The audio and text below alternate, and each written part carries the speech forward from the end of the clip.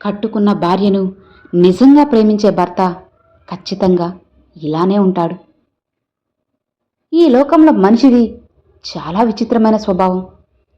ఇసుకలో సౌధం చూస్తాడు, రాయిలో శిల్పం చూస్తాడు, లోహంలో ఆభరణం చూస్తాడు, ఆకులో ఔషధం చూస్తాడు, అద్దంలో అందం చూస్తాడు, వ్యసనంలో ఆనందం చూస్తాడు.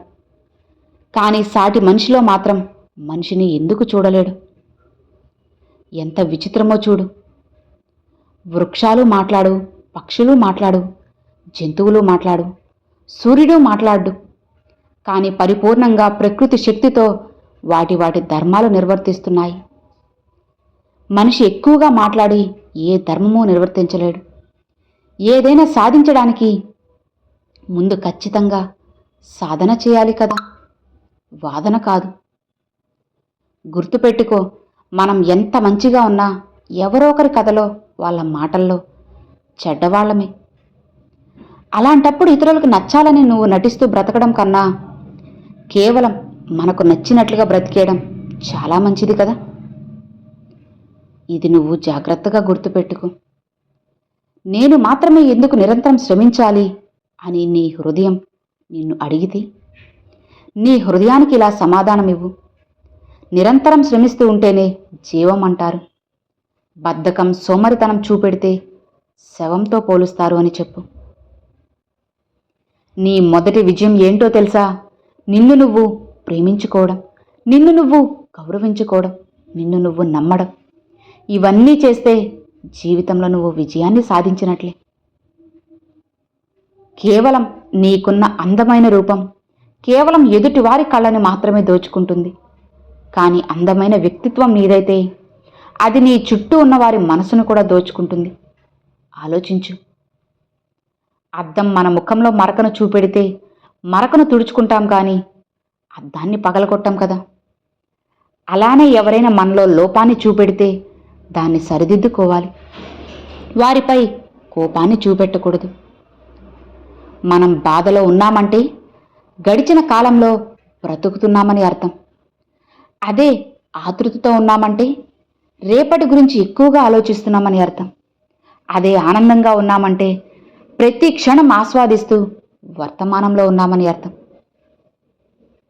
నేను ఎందుకు ఓడిపోతున్నానని మనిషి అడిగిన ప్రశ్నకు కాలం చెప్పిన సమాధానం ఇది.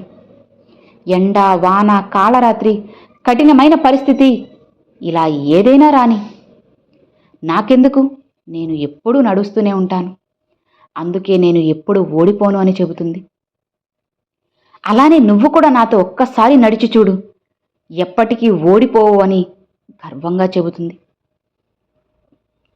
నువ్వు ఈ లోకంలో ప్రశాంతంగా జీవించాలంటే ఇతరులలో ఒక్క లోపం కూడా వెతకకుండా ఉంటే చాలు. కోపంగా మాట్లాడితే గుణాన్ని కోల్పోతారు, అధికంగా మాట్లాడితే ప్రశాంతతను కోల్పోతారు, అనవసరంగా మాట్లాడితే అర్థాన్ని కోల్పోతారు, అహంకారంతో మాట్లాడితే ప్రేమను కోల్పోతారు, అబద్ధాలు మాట్లాడితే పేరుని కోల్పోతారు, ఆలోచించి మాట్లాడితే ప్రత్యేకతతో జీవిస్తారు. జీవితంలో ప్రతి ఒక్కరూ తెలిసి తెలియక తప్పులు చేస్తుంటారు. ఎవరైతే తమ తప్పును సరిదిద్దుకుంటారో వాళ్ళు ఖచ్చితంగా ఉన్నతమైన వ్యక్తులుగా ఎదుగుతారు. స్త్రీకి మగవాడి కన్నా ఆత్మవిశ్వాసం ఎక్కువే. స్త్రీ భర్త మరణించిన ఆత్మవిశ్వాసంతో సుఖంగానే జీవిస్తుంది. అదే మగవాడు భార్య మరణిస్తే దిక్కులేని వాడవుతాడు. అందుకే భర్త కన్నా భార్య వయసులో తక్కువగా ఉండాలి అంటారు మన పెద్దలు. ఒక మనిషి చచ్చిపోతే బావున్ను అని ఎప్పుడు అనిపిస్తుందో తెలుసా? మనం మన మానాన మౌనంగా వెళ్తున్నా సరే వాళ్ళు మన దగ్గరికి పని గట్టుకొని వచ్చి మరి మనసును నొప్పించే మాటలు విసిరి మనల్ని అవమానపరిచి కించపరిచినప్పుడు ఆ క్షణం అనిపిస్తుంది చనిపోతే బావున్ను అని. కాబట్టి వీలైనంత వరకు ఎవరిని కూడా అస్సలు బాధ పెట్టద్దు. ఎవరు ఉసురుకి కూడా మీరు కారణం అవ్వద్దు. నిజాయితీగా ఉండు, కానీ నిశ్శబ్దంగా ఉండిపోకు. మౌనంగా ఉండు, కానీ మాట పడకు. విలువ లేని చోట నోరు విప్పకు. అవసరం ఉన్న చోట నీకోసం నువ్వు వాదించుకో. మన కోసం ఎప్పుడు ఎవ్వరూ రారు అని నువ్వు ఖచ్చితంగా గుర్తుపెట్టుకో. జీవితంలో ప్రవర్తన ఎప్పుడూ తెలివి కంటే గొప్పది. ఎందుకంటే కొన్ని పరిస్థితుల్లో మన తెలివితేటలు పనిచేయకపోవచ్చు, కానీ మన ప్రవర్తన పరిస్థితులను చక్కదిద్దుతుంది. మన నడవడిక చెబుతుంది కుటుంబం ఎలాంటిదో అని. మనం మాట్లాడే మాటలు చెబుతాయి స్వభావం ఎలాంటిదో అని. మనం చేసే వాదన చెబుతుంది జ్ఞానం ఎంత ఉందో అని. మనం చూసే చూపు చెబుతుంది మన ఉద్దేశం ఏంటో అని. డబ్బు సంపాదించమని నీకు చెబుతుంది, మరి కాలం ఆగకుండా పరిగెత్తమని చెబుతుంది. లక్ష్యం కష్టమైనా సరే చేరమని చెబుతుంది. నమ్మకం వీటన్నిటికీ కూడా నేనున్నాను అని భరోసాని నీకు ఇస్తుంది. గుర్తుపెట్టుకో, డబ్బు అనేది గజం స్థలం కోసం అన్నదమ్ములను విడదీస్తుంది, తులం బంగారం కోసం అక్కా చెల్లెలను విడదీస్తుంది, 3 అంగుళాల నోటు 6 అడుగుల మనిషిని అవలీలగా ఆటాడిస్తుంది. నిజమే కదా. నువ్వు విలువలేని మనుషుల దగ్గర ఉండే బదులు విలువ ఇచ్చే వారి దగ్గర ఒక్క క్షణం ఉన్నా చాలు, ప్రశాంతంగా ఉండొచ్చు. నీ ఆనందాన్ని పంచుకునే వారికంటే నీ బాధల్ని పంచుకునే వారికి ఎక్కువ విలువనివ్వు. ఒక నిజం ఒక్క క్షణం మాత్రమే బాధ పెడుతుంది, కానీ అబద్ధం జీవితాంతం బాధ పెడుతూనే ఉంటుంది అని తెలుసుకో. ఒకటి మాత్రం గుర్తుపెట్టుకో, కొబ్బరి నీళ్ళు తాగడం ఆరోగ్యానికి మంచిది కదా అని ఏ హీరోలు కూడా యాడ్ ఇవ్వరు. ఎందుకంటే హీరోలకు కోట్ల రూపాయలు ఇచ్చేంత స్తోమత రైతులకు ఎక్కడుంది చెప్పు. కానీ ఆరోగ్యానికి హానికరమని తెలిసినా సరే కొన్ని కంపెనీలు కూల్ డ్రింక్స్ కోసం యాడ్ ఇస్తూనే ఉంటారు. ఆ కంపెనీ వాళ్ళు కోట్లు ఇస్తారు కాబట్టి.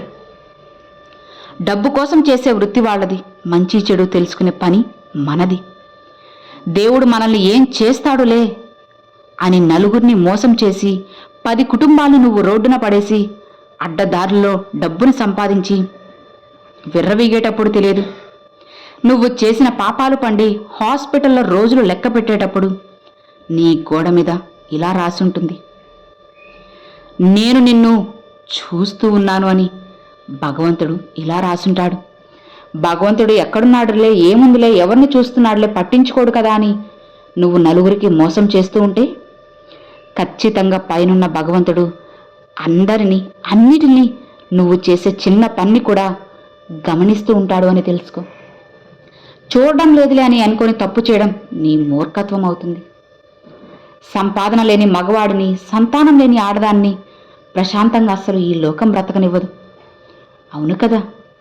నచ్చినంత నవ్వితే పిచ్చోడు అంటారు, తనివి తీరా ఏడిస్తే వీడు పిరికోడురా అంటారు, మర్యాదగా ప్రవర్తిస్తే ఎంత అమాయకుడురా అంటారు, జ్ఞానం ప్రదర్శిస్తే ఎంత గర్వం అంటారు, తెలిసి తెలియనట్టు ఉంటే తెలివితేటలు లేదంటారు, కలుపుగోలుగా ఉంటే పొగరుబోతంటారు, ఎవ్వరితో మాట్లాడకుండా ఒంటరిగా ఉంటే ఎవ్వరితో కలవడురా వీడు ఏకాకి అంటారు, నలుగురిలో ఉంటే తిరుగుబోతు అంటారు, మౌనం వహిస్తే చేతగాని వాడంటారు, కాదని వాతిస్తే అతివాది అంటారు. ఏదేమైతే నాకేమిటిలే అనుకుంటే స్వార్థపరుడు అనుకుంటారు. ఎలా బ్రతకాలో ఎదురయ్యేలోపు చితికిపోతుందేమో కదా ఈ బ్రతుకు. లోకమంతా మెచ్చేటట్లు నువ్వు బ్రతకడం అంటే మనకి మనం చచ్చినట్లు బ్రతకడమే అని తెలుసుకో. ఒకరిని నువ్వు మనస్ఫూర్తిగా ప్రేమించడం మొదలెడితే దానికి అంతం మరణం మాత్రమే. మనిషికి తప్ప మనసుకి చావు లేదు. ఇది నువ్వు అర్థం చేసుకునే మనసు, క్షమించే గుణం, చెయ్యందించే స్నేహం, ఓదార్చే హృదయం, ఇవి మన జీవితానికి నిజమైన ఆస్తులు. ఆలోచించు, సమాధానం దొరుకుతుంది. భార్యను మనస్ఫూర్తిగా ప్రేమించే భర్త ఖచ్చితంగా ఇలానే ఉంటాడు.